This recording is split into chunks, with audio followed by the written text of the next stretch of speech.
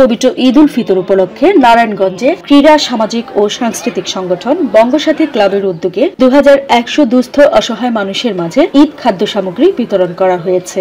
শনিবার 29 মার্চ দুপুরে শহরের পশ্চিম দেওভোগে অবস্থিত বঙ্গসাথী ক্লাব কার্যালয় থেকে এসব উপহার বিতরণ করে সংগঠনটি।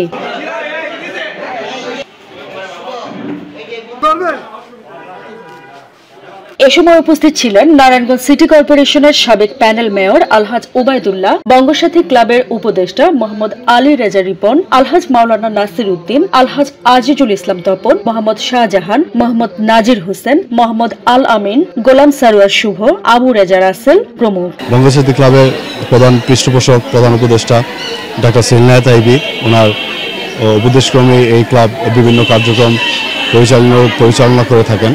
আমাদের প্রাণের স্পন্দন বঙ্গসাথী ক্লাবের প্রতিষ্ঠাতা সভাপতি আহমদ আলী রাজা উজ্জ্বল ভাইয়ের সার্বিক তত্ত্বাবধানে বঙ্গসাথী ক্লাব তার কার্যক্রম পরিচালিত হয়ে আসছে। বঙ্গসাথী ক্লাব বিগত 90 দশক থেকেই এই ক্লাব প্রতিষ্ঠিত।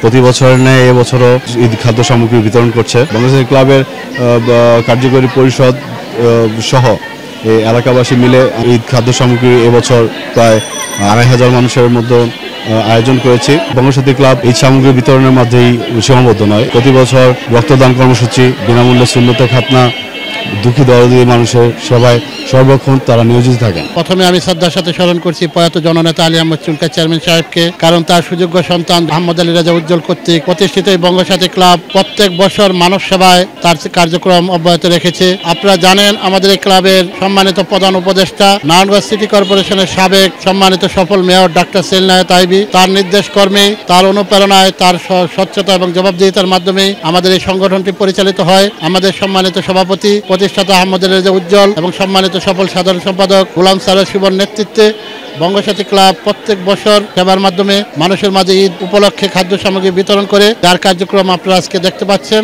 ঈদ সামগ্রী বিতরণের আগে দোয়া ও মোনাজাত পরিচালনা করেন দেওভোগ আখড়া বাইতুল শরীফ জামে মসজিদের ইমাম ও খতিব আলহাজ মাওলানা আয়ুব আলী।